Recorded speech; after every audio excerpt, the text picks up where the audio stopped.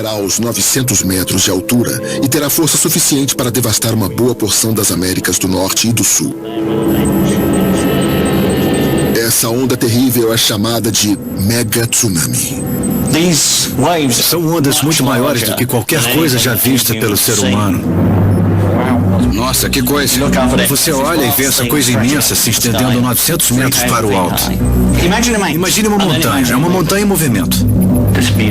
A velocidade da onda depende da profundidade do mar. Quanto mais fundo, mais rápido ela avança. Centenas de quilômetros por hora, a velocidade de um avião a jato. Levaria umas 9 horas para atingir a costa leste dos Estados Unidos. É bem profundo, né? É sim. Então ela vai avançar mais. No meio do caminho, o impulso único original vai ter se dividido em uns 20 ciclos de ondas. Geralmente o maior fica na frente. Quando ele chegar ao litoral americano, já vai ter uns 30 metros de altura.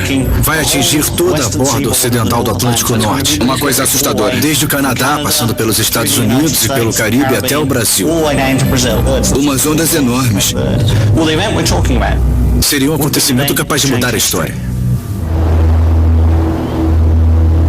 Mais da metade da população do planeta vive na estreita faixa litorânea dos continentes. A área costeira mais densamente povoada dos Estados Unidos, que vai de Boston à cidade de Washington, estaria no caminho direto da mega tsunami, que poderia pôr em risco milhões de vidas e também a estabilidade da economia global. Se atingisse a cidade de Nova York, a mega tsunami ameaçaria o maior polo econômico dos Estados Unidos e um dos maiores do mundo, além da maior bolsa de valores do planeta. O cenário pessimista projetado por Steven e Simon chega a parecer difícil de acreditar, mas os dois argumentam que a ameaça é verdadeira e foram buscar evidências disso nos recantos mais remotos do planeta. São corais fossilizados, material descoberto nas profundezas do oceano, pistas enigmáticas achadas em cavernas, ferimentos na superfície do planeta. Tudo corrobora a tese dos estudiosos e aponta para o desastre apocalíptico de proporções históricas.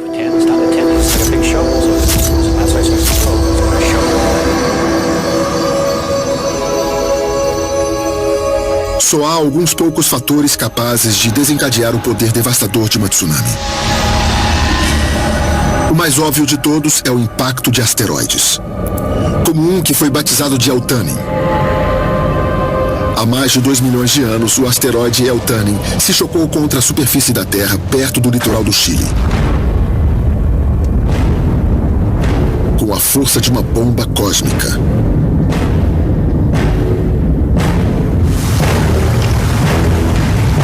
O impacto ergueu uma coluna de água que chegou a 3.000 metros de altura e provocou uma série de ondas que devastaram a Califórnia, o Havaí, o Japão e a Austrália. Nenhum ser humano jamais testemunhou um acontecimento como a queda do Eltanin. Mas um segundo fator desencadeador de tsunami se mostrou bastante real há bem pouco tempo. Jesus Cristo, olhem só. Aquela onda deve ter mais de 6 metros de altura. Ai, meu Deus. Meu Deus. Aí vem ela. Aí vem ela. No ano de 2004, uma tsunami atingiu o litoral de diversas localidades no Sudeste Asiático.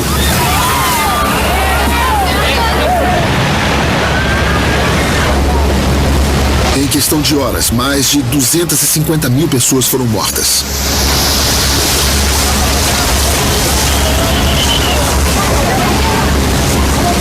Como todas as tsunamis, a que atingiu a Sumatra foi repentina e violenta.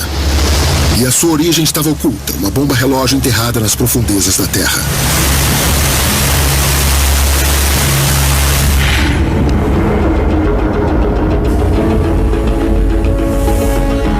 Como um quebra-cabeças, a crosta terrestre é formada por cerca de 12 placas tectônicas. Essas placas flutuam e se deslocam sobre um núcleo derretido, o tempo todo pressionando e deslizando uma contra a outra.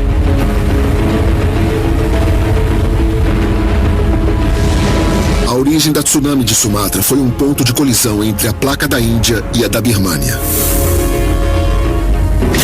Uma das placas havia mergulhado fundo por baixo da outra, mas a pressão ficou grande demais. Gradualmente a pressão vai aumentando. A placa de cá quer avançar, mas ela fica presa. E depois de 200 anos nesse impasse, uma hora ela diz, chega. E os séculos de atrito são liberados de uma vez. Quando as duas placas se soltaram, uma foi para baixo e a outra entortou para cima. A carga de energia liberada com isso foi 23 mil vezes maior que a força da bomba atômica lançada em Nagasaki. A onda inicial tinha centenas de quilômetros de comprimento, acompanhando a rachadura feita no leito do oceano. Quando atingiu a Terra, ela avançou e recuou. E avançou e recuou repetidas vezes durante horas com uma força descomunal.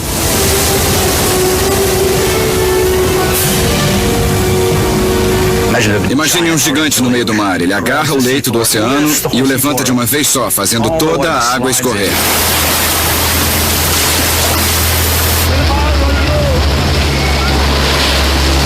E ela vai carregando um monte de coisas sólidas junto. Pedra, areia, carros. As pessoas morreram esmagadas, basicamente.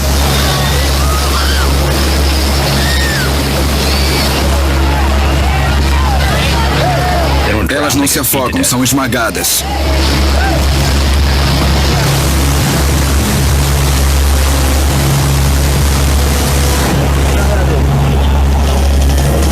A tsunami de 2004 foi devastadora. Mas em teoria, as tsunamis são capazes de provocar tragédias ainda maiores. A tsunami de que estamos falando vai ser muito maior que a de Sumatra.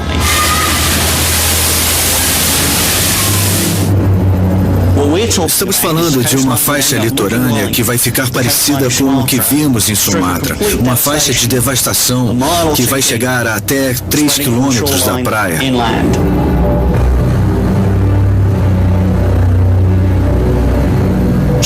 E que vai se estender desde o Canadá, passando pelos Estados Unidos, Caribe e o Brasil, e que talvez se repita do outro lado também, no norte da África e na Europa.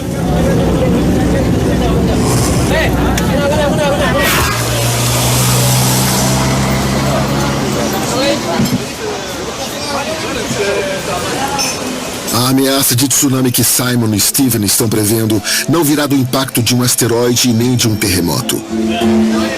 Eles suspeitam que a onda gigante terá origem na ilha de La Palma.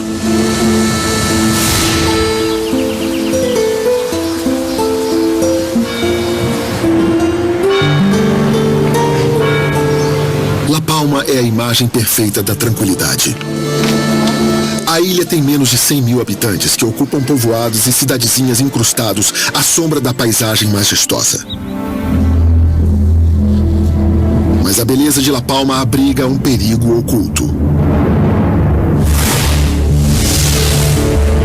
O terço mais ao sul do território da ilha é dominado por um vulcão muito antigo, o Cumbre Vieja. O Cumbre Vieja não se parece com um vulcão típico. Não se vê o grande cone da cratera. Em vez disso, o vulcão se estende por uma longa cordilheira pontilhada de fissuras e crateras menores. Formado ao longo de centenas de milhares de anos, o Cumbre Vieja não parece muito ameaçador. Mas Simon Day e Stephen Ward acreditam que ele seja uma bomba relógio engatilhada e pronta para provocar a mega tsunami. Como isso é possível? Como um vulcão seria capaz de desencadear uma força oceânica tão devastadora? A possibilidade do Cumbre Vieja provocar uma tsunami gigante está ligada ao deslocamento da lateral do vulcão que cairia no mar.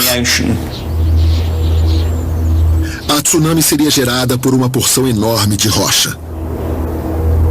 Essa parede lateral tem aproximadamente 24 quilômetros de extensão por 24 de largura, com uma espessura de 3 quilômetros. E embora pareça estável, no momento em que se descolar, vai ser a toda velocidade.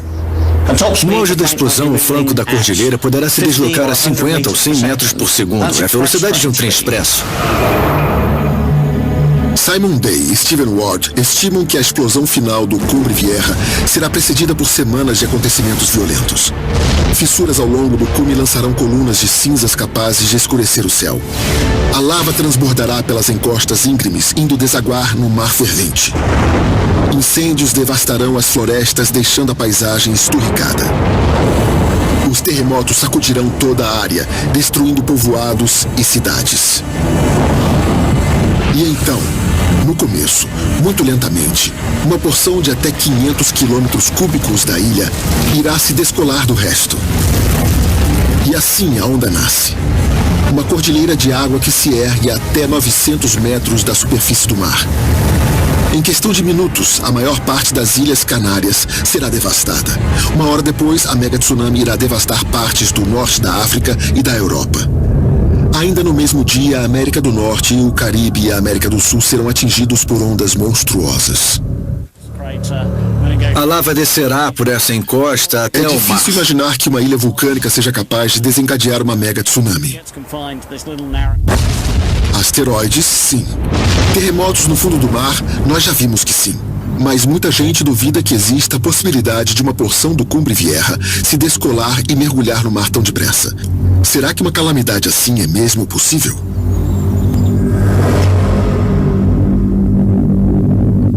A meio mundo de distância de La Palma, na ilha principal do Havaí, uma série de acontecimentos misteriosos está servindo para mostrar que a ameaça de La Palma faz sentido. Aqui, o vulcão Kilauea, um dos mais ativos do mundo, dá mostras de que pode estar ruindo para dentro do mar, pode estar se separando da ilha. As forças que estão dilacerando a ilha do Havaí podem ser testemunhadas em sua forma mais dramática, numa fenda apelidada de A Grande Rachadura. Ela tem quase 13 quilômetros de extensão, 15 metros de largura e mais de 16 metros de profundidade. Muitos acreditam que esse corte na superfície do planeta seja a marca de um desastre iminente.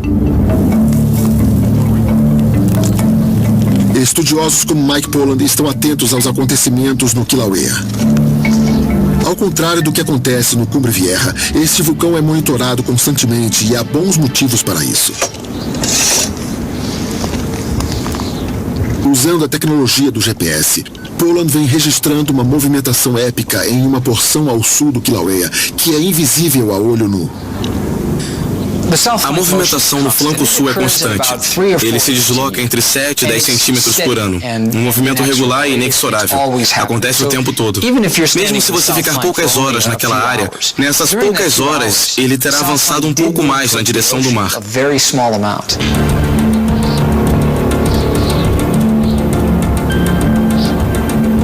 O deslocamento do flanco sul do vulcão é regular como os ponteiros de um relógio. Mas há pouco tempo os cientistas descobriram que porções inteiras de montes como o Kilauea e o Cumbre Vieja também podem se deslocar de forma repentina e rápida. Em novembro de 2000 foi reconhecido pela primeira vez o que chamamos de terremoto lento ou silencioso.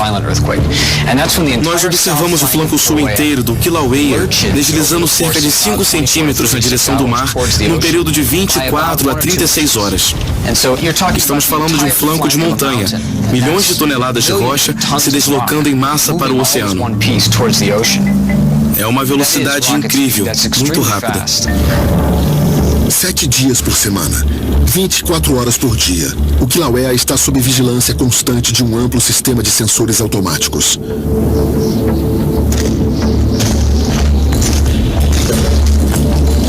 As inspeções no local funcionam como uma medida extra de precaução enquanto não acontece o próximo deslocamento repentino. Não sabemos se o flanco sul do Kilauea vai protagonizar um colapso catastrófico ou se vai só continuar se arrastando como vem fazendo. O colapso de um flanco de montanha é uma coisa tão monumental que para mim chega a ser incompreensível. É como se fosse um asteroide batendo na Terra. Eu não consigo nem visualizar o que uma coisa assim poderia provocar.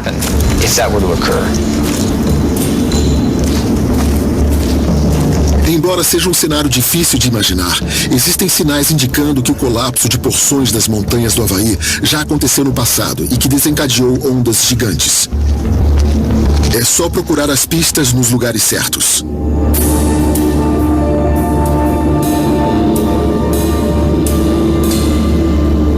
Na ilha de Lanai, em encostas de montanhas muito longe do litoral, a mais de 300 metros acima do nível do mar, os pesquisadores encontraram recifes de coral.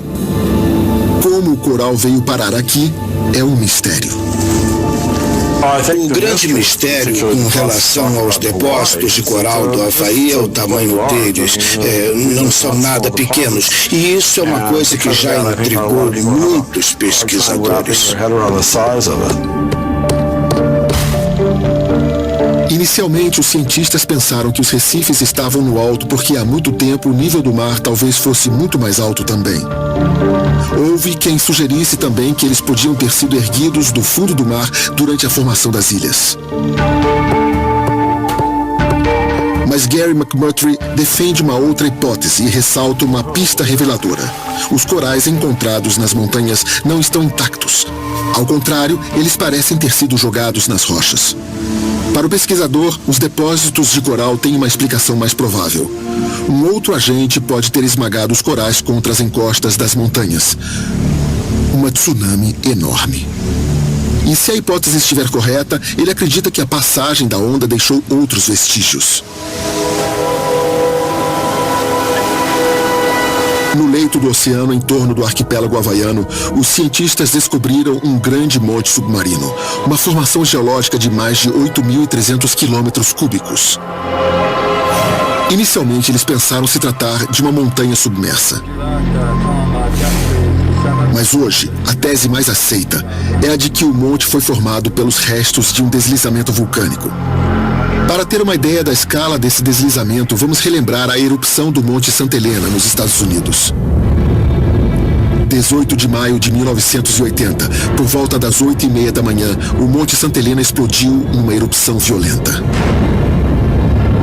Foi a erupção vulcânica que mais fez vítimas na história dos Estados Unidos. E ela também desencadeou o maior deslizamento vulcânico de que se tem registro no país.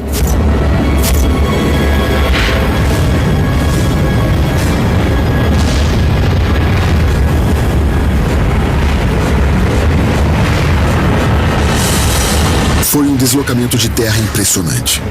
Mas o deslizamento ocorrido na costa do Havaí foi mais de 400 vezes maior que o do Monte Santa Helena. Aqui temos o local do fenômeno e a onda inicial. Uma onda enorme atingiu a costa oeste da ilha e derrubou um pedaço enorme da ilha no leito do oceano. Uma simulação feita por computador revela que o deslizamento teria produzido uma série de tsunamis que afogaram o arquipélago havaiano. O deslizamento foi chamado de Alika 2 e Gary McMurtry suspeita que foi ele que pode ter arrancado recifes de coral inteiros do fundo do mar e esmagado contra as montanhas. Se foi mesmo o Alika 2 que criou os depósitos de coral, McMurtry sabe que uma evidência pode comprovar isso definitivamente. A época do deslizamento precisa ser compatível com a idade dos depósitos de coral encontrados. Para determinar a data do deslizamento vulcânico, McMurtry fez uma medição da quantidade de dejetos marinhos que se acumularam no depósito submarino ao longo dos milênios. É como se fosse poeira num piano antigo. Ela vai se acumulando. E você sabe se o piano está no lugar há muito tempo por causa da quantidade de pó que fica em cima dele. A mesma coisa vale para esses deslizamentos de terra enormes. No laboratório, McMurtry prepara pedaços antigos de coral para o processo de datação. Os corais são pesados, limpos e pulverizados. Ao comparar as datas determinadas pela pesquisa, Gary McMurtry encontrou o que estava procurando.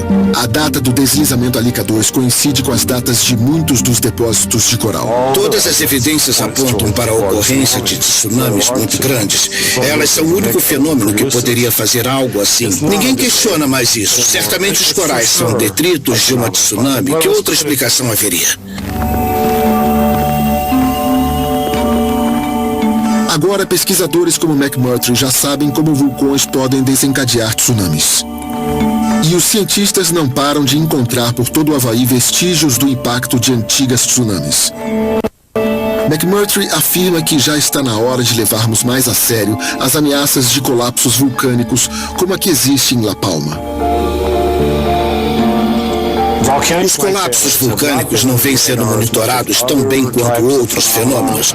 As pessoas sabem que os terremotos podem acontecer e que terremotos provocam tsunamis, mas essas tsunamis nem são as maiores que podem existir. Comparadas ao que temos estudado sobre os colapsos vulcânicos, elas são bem pequenas e nós vivemos à espera da próxima vez. O motivo que leva o flanco de um vulcão a se descolar do resto ainda é um mistério. Talvez seja só a ação da gravidade sobre a sua imensa massa rochosa. Ou pode ser que o magma infiltrado nas rachaduras acabe descolando o flanco do resto do vulcão. Na sua busca por explicações, os pesquisadores se aventuram num território onde poucas pessoas já estiveram, o coração dos vulcões.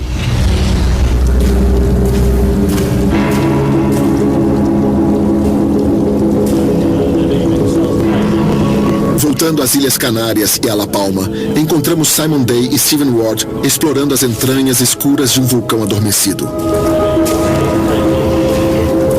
Uma vasta rede de túneis foi escavada aqui para permitir o acesso a reservatórios de água potável. A água retirada dessas minas é a que garante a maior parte do abastecimento à população da ilha. Mas Simon Day e Stephen Ward também veem essa água como uma ameaça. Os pesquisadores afirmam que a ação da água é uma peça central da sua previsão catastrófica. É essa água que pode acabar empurrando o flanco oeste do Cumbre Vieja para dentro do mar, desencadeando a mega tsunami.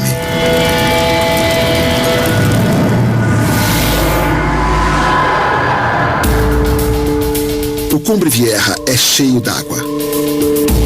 Ela é mantida na parte alta da montanha por camadas grossas de cinza e rochas.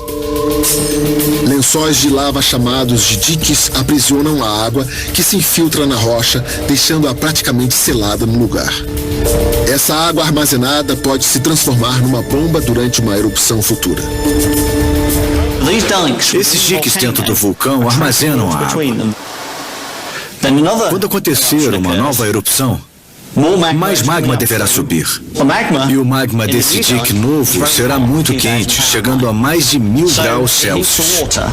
E quando ele atingir a água, se houvesse alguma abertura, ela espirraria em forma de vapor. Mas a água está presa entre os diques. Então é como uma panela de pressão. Quando a água se aquece, a pressão aumenta. E é essa pressão extra empurrando as laterais da montanha que deverá ser a causa do colapso do flanco do vulcão. O material é muito poroso e tem muita água aqui, então quando vier o dique novo... Stephen e Simon desconfiam que a água pressurizada talvez seja só o golpe final para selar o destino do Cumbre Vieja. Isso porque o vulcão já mostra alguns sinais de que está se deslocando na direção do mar.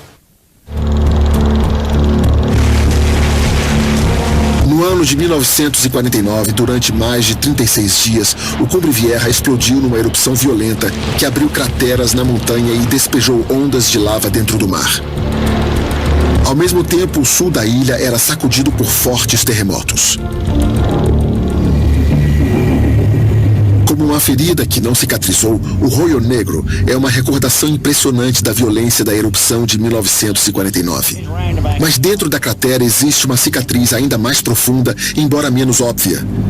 A sua porção oeste baixou consideravelmente na direção do nível do mar. Olhando para lá, você vai ver a camada amarela de cinzas com uma faixa escura na metade. Se você acompanhar a faixa escura, vai ver que de repente ela baixa cerca de 2 metros no lado oeste. O lado oeste do Cumbre Vieja parece ter se soltado da ilha.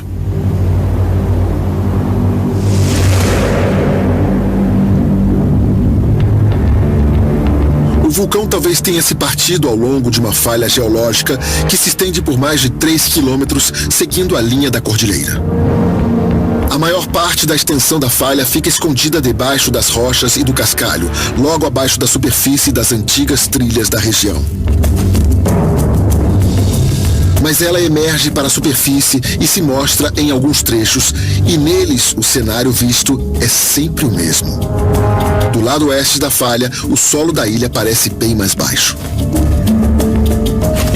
É exatamente a mesma coisa. O lado oeste está a alguns metros mais baixo que o lado leste. Os críticos dessa tese afirmam que não se trata de uma falha geológica e sim de uma rachadura superficial. Mas não é isso que Simon Day e Stephen Ward defendem. E eles mostram evidências bem convincentes. Como toda falha geológica, esta descreve uma linha contínua e direta. E o seu lado oeste está permanentemente se deslocando para dentro do mar. Ela surgiu durante o terremoto, é bem longa e reta. E quando você caminha pela extensão da falha e compara as medidas, percebe um desnível constante e sempre na mesma direção. Para um sismólogo como eu, é uma prova convincente. Se a falha, na verdade, fosse apenas uma rachadura feita pelo terremoto, Simon Day e Stephen Ward afirmam que haveria outras iguais espalhadas por toda a ilha, e a superfície do vulcão seria parecida com uma vidraça estilhaçada. Mas não é isso que vemos aqui. Na opinião desses pesquisadores, o Cumbre Vieja corre perigo. O colapso da lateral do vulcão pode não ser iminente, mas ele é inevitável. E algumas das evidências mais perturbadoras disso podem ser vistas do alto.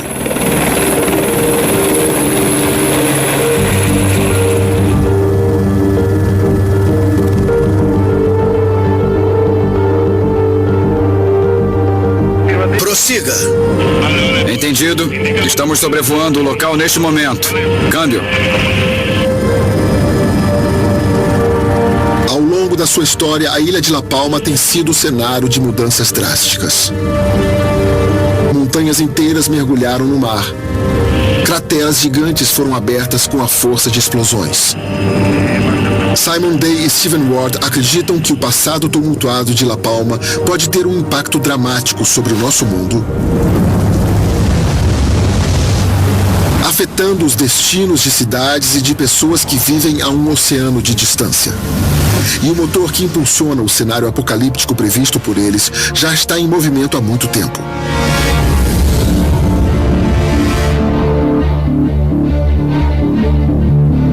La Palma já abrigou outro vulcão chamado de Cumbre Nueva. O seu reinado teve um final abrupto e violento há cerca de 560 mil anos, modificando a paisagem da ilha. Depois do colapso, uma série de chaminés vulcânicas apareceu, criando 3 áreas chamadas de rifts.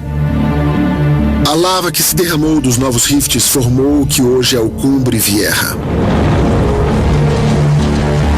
Esses anos de formação do Cumbre Vieja são cruciais para os estudos dos pesquisadores Simon e Stephen. Isso porque a face oeste da nova montanha formou-se em cima de um monte de detritos, os restos do colapso do Cumbre Nueva. Por isso a região é instável desde que apareceu. E o que complica ainda mais a situação é que os rifts originais sofreram transformações com o tempo. Primeiro, o rift noroeste tornou-se inativo, logo seguido pelo rift nordeste. Hoje, a região que se estende de norte a sul é a única que resta em atividade e a única via de escape para as erupções, o que ameaça partir a ilha ao meio. Esse padrão de redução de áreas de escape é muito comum nos registros geológicos em períodos que antecedem os colapsos vulcânicos.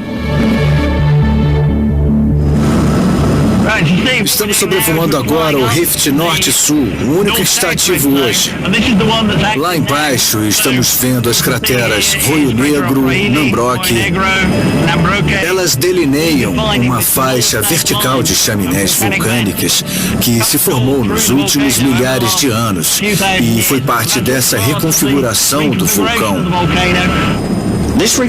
A reconfiguração parece um sinal de que há um colapso a caminho.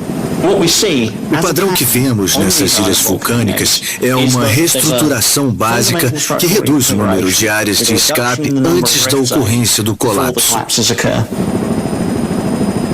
Para os pesquisadores, o rift ativo está funcionando como uma escavadeira que empurra o lado oeste da ilha para dentro do mar. O impacto é muito grande. Eu passei anos criando modelos dessa paisagem no computador. É incrível olhar para ela assim ao vivo. Ali está. É fantástico, fantástico. As evidências reunidas em campo apontam claramente para uma ameaça real. Em alguma erupção futura existem chances de o Cumbre Vieja desabar catastroficamente. E se isso acontecer, todo o flanco oeste vai cair no mar. Mas será que isso vai desencadear uma mega tsunami capaz de devastar praias do outro lado do mundo? Como calcular o impacto de uma onda que nunca foi vista por ser humano algum?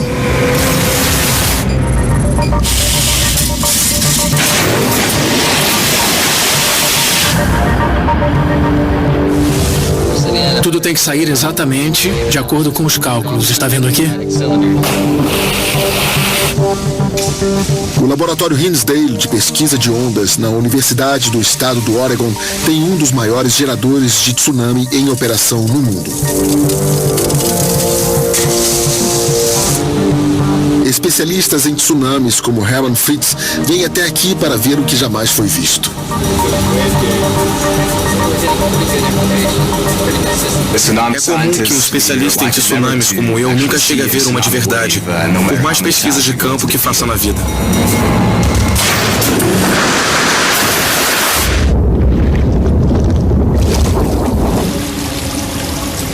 No momento, Herman Fritz está tentando investigar que distância uma tsunami é capaz de viajar sem perder o seu poder de devastação.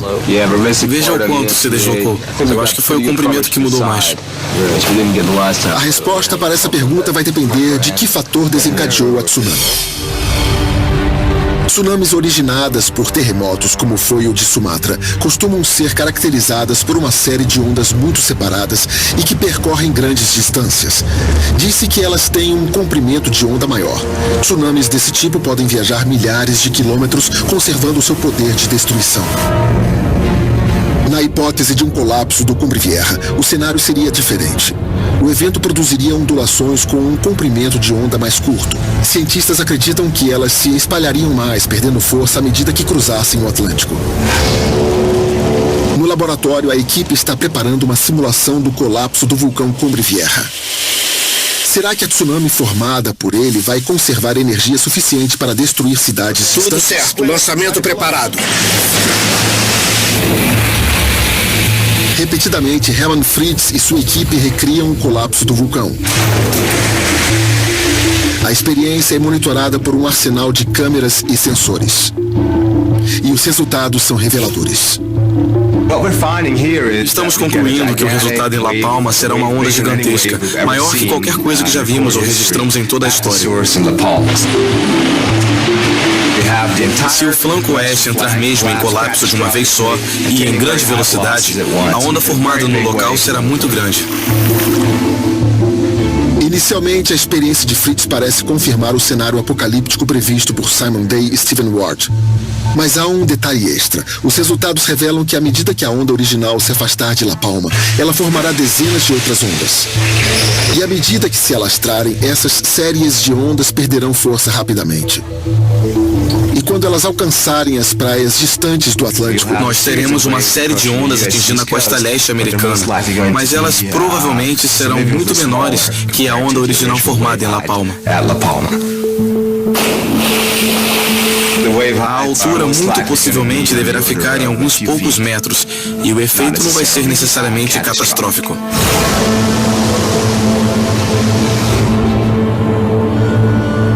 o potencial destrutivo do colapso do Cumbre Vieja pode ser uma ameaça para as ilhas próximas e pôr em risco as vidas de dezenas de milhares de pessoas.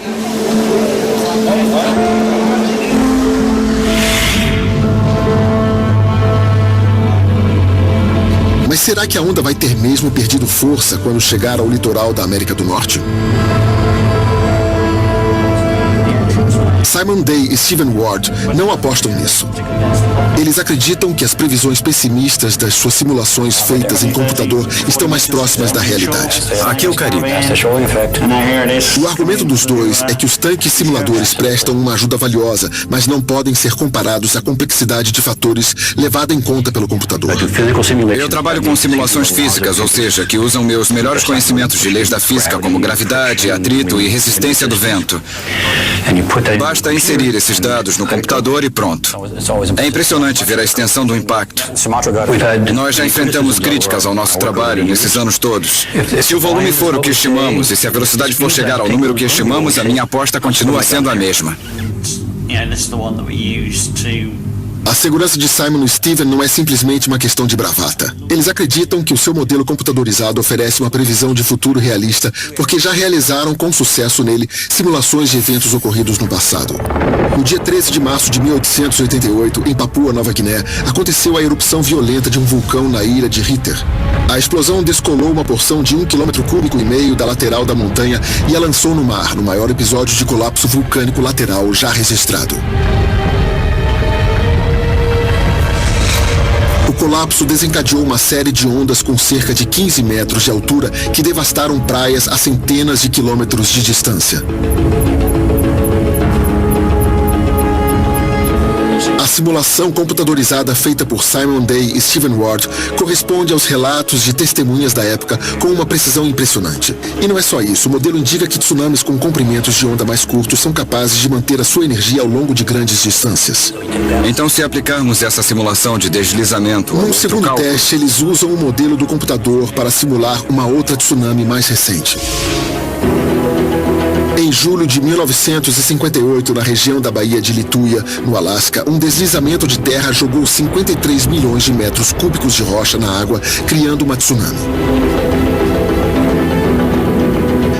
A onda investiu contra a parede oposta da enseada, chegando a uma altura máxima de 524 metros e disparou pela baía a velocidades que alcançaram a marca dos 96 km por hora. Novamente, os computadores de Stephen Ward e Simon Day reproduziram com precisão os acontecimentos. O modelo de computador funciona bem. E isso nos dá confiança de que as nossas previsões estão certas sobre o tipo de tsunami que um colapso de La Palma seria capaz de produzir. Se o colapso do Cumbre Vieja vier mesmo a acontecer, o episódio nos deixa uma questão importante. O que nos restaria fazer diante de uma catástrofe desse porte?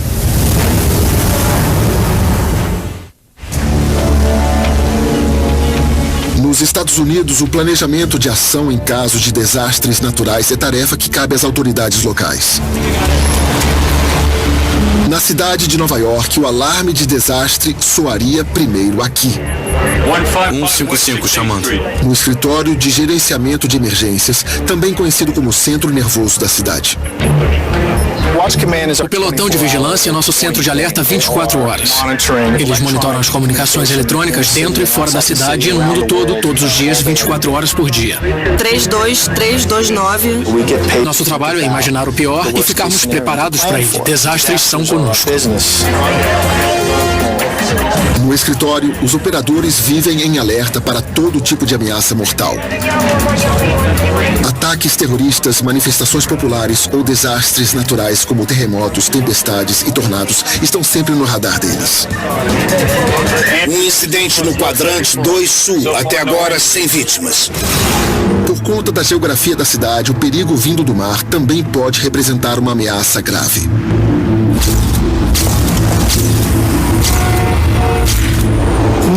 A cidade de Nova York tem mais de 8 milhões de pessoas vivendo numa área de 777 quilômetros quadrados. Ela é formada por 3 ilhas e uma península que ficam 15 metros acima do nível do mar. Estamos vulneráveis.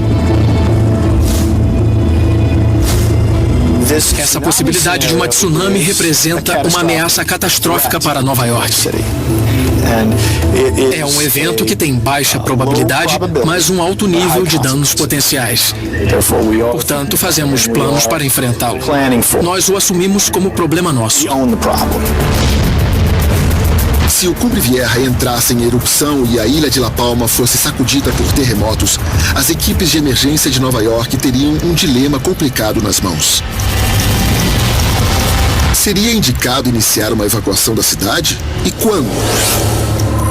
Os habitantes das áreas mais baixas da cidade, como boa parte do Brooklyn, do Queens e de Lower Manhattan, estariam mais vulneráveis à ação das ondas.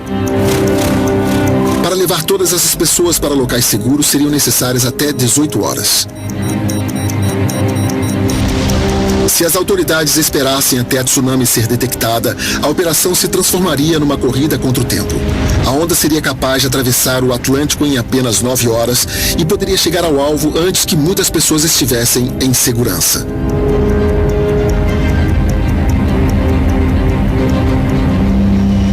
Por outro lado, Se a ordem de evacuação fosse dada cedo demais e a erupção do Cumbre Vieja não chegasse a provocar o colapso, o custo financeiro desse alarme falso seria exorbitante. 5 horas. Essa é a nossa previsão para que a situação se normalize. Precisamos de suporte médico no setor Moses. No escritório de emergências, milhões de vidas estão sempre em jogo. Estamos providenciando. E uma operação de evacuação seria o teste máximo da sua competência. Dar uma ordem de evacuação é uma das decisões mais difíceis que um prefeito pode tomar, principalmente em Nova York, porque vai afetar as vidas de milhares, milhões de pessoas.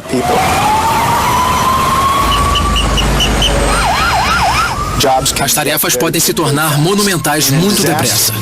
Diante de um desastre, a possibilidade de confusão aparece e nossa missão é cuidar da comunicação e coordenação. Num caso de evacuação, a operação da Bolsa de Valores de Nova York seria digitalizada. Os portos seriam fechados e as empresas parariam de funcionar. Há 3 áreas de evacuação na cidade.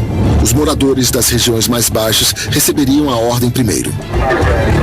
Todos receberiam instruções para procurar as centrais de evacuação de onde seriam encaminhados para os abrigos. O acesso a esses locais seguros seria feito pelas vias de trânsito. As veias e artérias da cidade que conduzem diariamente pessoas para dentro e para fora de Nova York seriam redirecionadas para fluir apenas na direção do interior.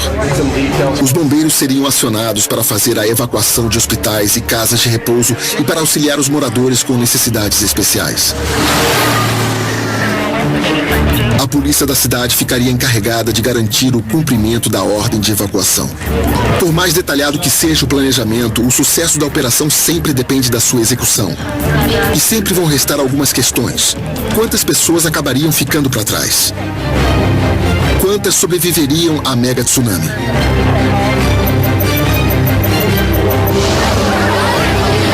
Aí vem ela, aí vem ela.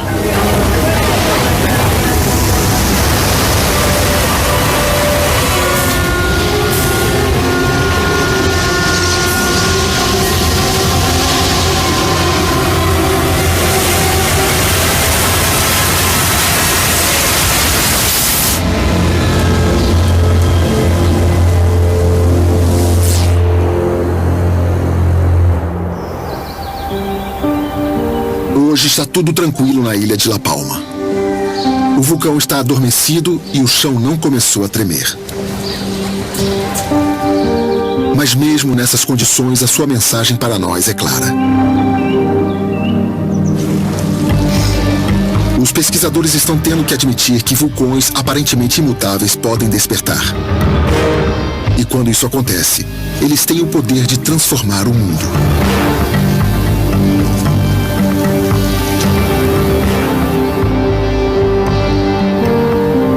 Será que uma erupção futura será capaz de provocar um colapso catastrófico do Cumbre Vieja?